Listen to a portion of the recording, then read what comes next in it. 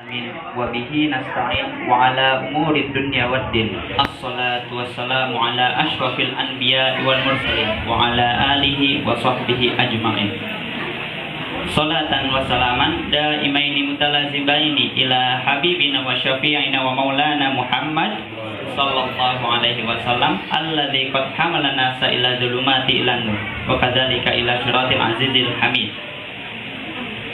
Salisan ashkuru syukron ila ra'isil jalasati alladzi qata'ani fursatan qalilatan goliyatan bian atakalama amamakum jami'an.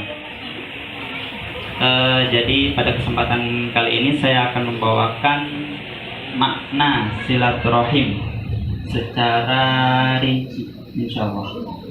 Jadi apa sih silaturahim itu? Yang benar silaturahim atau silaturahmi? Nah, ada perbedaan ikhtilaful ulama, ada perdebatan antara ulama. Ada yang mengatakan bahwasanya silaturahim benar, silaturahmi juga benar. Nah, di sini artinya silah. Silah itu menjalin hubungan, silaturahim itu rahim atau janin atau tali persaudaraan. Disitulah timbul pertanyaan, nah berarti kita nggak boleh dong bersilaturahim kepada orang yang bukan keluarga kita, orang yang bukan sejalur darah dengan kita, orang yang bukan senasab dengan kita. Nah, disinilah timbul pertanyaan. Ada yang mengatakan silaturahim itu hanya untuk keluarga besar saja, hanya untuk yang bernasabkan saja. Ini siapa bapaknya, bin siapa. Makanya sampai Rasul pun mengatakan harus menghafal, kalau bisa mencari tahu siapa sih nasabnya. Saya ini bapaknya siapa? Bapaknya bapak saya itu siapa? Bapaknya bapak saya itu nikah dengan bapaknya siapa? Nikah dengan istrinya itu bapaknya siapa? Kita harus cari tahu. Nah, bahkan Rasul itu menganjurkan untuk menghafalkan atau mengetahui siapa sih nasab dari orang tuanya. Itu yang pertama mengatakan seperti itu. Ada juga yang mengatakan bahwasannya kalau misalkan kita ke orang lain itu bukan silaturahim namanya mempererat ukhuwah Islamiyah atau tali persaudaraan secara Islam. Makanya bukan silaturahim tapi ukhuwah al-Islamiyah. Nah, di versi satunya yang katanya silaturahim itu bisa untuk ke semua orang itu bisa.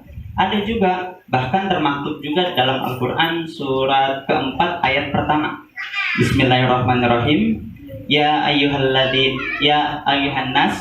Kalau nas itu artinya manusia.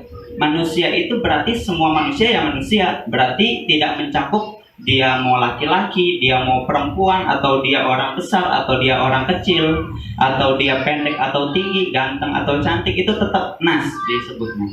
Bahkan kalau tidak salah nas itu di Al-Qur'an disebutkan 241 kalau nggak salah.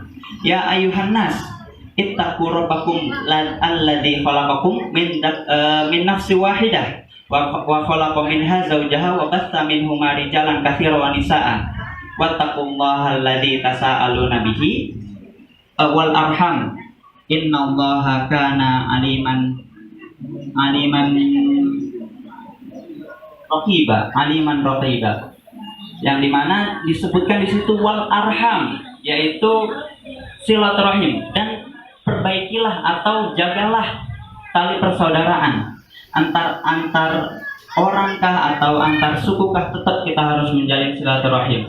Disitulah termaktub. Nah, bahkan Rasul pun mengatakan yang termaktub di dalam kitab Bulughul Maram di bab silaturahim yang berbunyi an Anas bin Malik radhiyallahu anhu qala Rasulullah sallallahu alaihi wasallam fi hadits syarif man ahabba an yubsatalahu fi rizqihi wa yumsa'alahu fi atharihi falyasil rahimahu, yang artinya Anas bin Malik berkata radhiyallahu anhu berkata, Rasulullah sallallahu alaihi wasallam pernah bersabda, barang siapa yang menginginkan atau mencintai untuk dilapangkan rezekinya dan ingin diperpanjang umurnya, maka jalinlah tali silaturahim.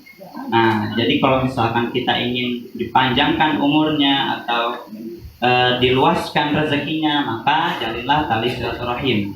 Ada juga dalam kitab Bulughul Maram yang berbunyi, ya ayyuhalladzina man yu'minu billahi wal yawmil akhirih man yu'minu billahi wal yaumil akhiri falyasil rahimahu. Barang siapa yang beriman kepada Allah dan hari kiamat, maka jalinlah tali silaturahim.